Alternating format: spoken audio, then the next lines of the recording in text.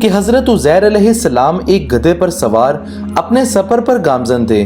اسی دوران جب حضرت عزیر علیہ السلام کا گزر ایک ویران اور اجڑی ہوئی بستی سے ہوا، ایک ایسی بستی جو مکمل تباہ ہو چکی تھی اور ہر طرف انسانوں اور جانوروں کی باقیات ہڈیوں اور کھوپڑیوں کی صورت میں بکھری ہوئی تھی، تو حضرت عزیر علیہ السلام نے اس جگہ کو دیکھ کر کہا، اے اللہ، قیامت کے دن آپ مجھے اور انہیں کیسے زندہ کریں گے؟ آپ کو بتاتے چلیں کہ اس وقت صبح کا وقت تھا اور آپ سو گئے۔ نیند کے دوران ہی اللہ پاک نے آپ کی روح کو قبض کر لیا اور آپ اسی حالت میں تقریباً 100 سال تک سوتے رہے، اور پھر 100 سال کے بعد اللہ تعالیٰ نے آپ میں دوبارہ روح پھونک دی اور آپ علیہ السلام دوبارہ جی اٹھے۔ اسی دوران جب آپ دوبارہ زندہ ہوئے تو اللہ تعالیٰ نے آپ سے سوال کیا، اے عزیر، تم کتنی دیر تک سوئے ہو؟ عرض کیا، ایک دن یا دن کا کچھ حصہ، یعنی اگر وہی دن ہے تو دن کا کچھ حصہ، اور اگر دوسرا دن ہے تو پھر مکمل دن سویا ہوں۔ اللہ تعالیٰ نے فرمایا، تم 100 سال تک سوتے رہے ہو اور تمہارا جسم اسی طرح صحیح سلامت اور تر و تازہ رہا کہ جیسے تمہاری زندگی میں تھا۔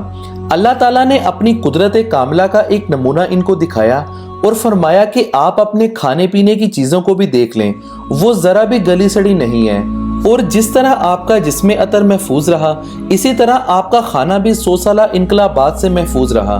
اور پھر اللہ تعالیٰ نے ان کے سامنے ان کے مردہ گدھے کو بھی زندہ کر کے دکھایا۔ حضرت عزیر علیہ السلام نے جب یہ سب کچھ اپنی آنکھوں کے سامنے ہوتا ہوا دیکھا تو وہ بے اختیار بول اٹھے کہ میں جانتا ہوں کہ بلا شبہ اللہ ہر چیز پر قادر ہے۔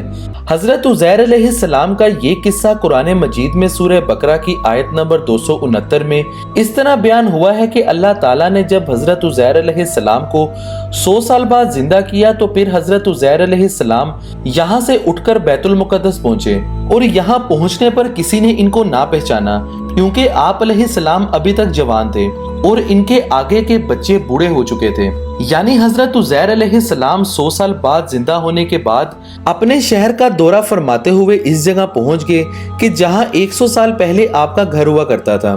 اس وقت نہ تو کسی نے آپ کو پہچانا اور نہ آپ نے کسی کو پہچانا، ہاں البتہ یہ دیکھا کہ ایک بوڑھی اور اپاہج عورت آپ کے مکان کے پاس بیٹھی ہوئی ہے۔ اس عورت نے آپ علیہ السلام کو بچپن میں دیکھا ہوا تھا۔ آپ علیہ السلام نے پوچھا، کیا یہ عزیر کا مکان ہے؟ اس نے جواب دیا، جی ہاں۔ اور پھر بڑھیا نے کہا کہ عزیر کا کیا ذکر کروں، اس کو تو 100 برس ہو گئے ہیں، وہ بالکل ہی لاپتہ ہو چکا ہے۔ یہ کہہ کر بڑھیا رونے لگی تو آپ علیہ السلام نے فرمایا، اے بڑھیا، میں ہی عزیر ہوں۔ یہ سن کر بڑھیا نے کہا کہ سبحان اللہ، آپ کیسے عزیر ہو سکتے ہیں؟ آپ نے فرمایا کہ اے بڑھیا، مجھے اللہ تعالیٰ نے 100 برس تک مردہ رکھا اور پھر مجھے زندہ فرما دیا۔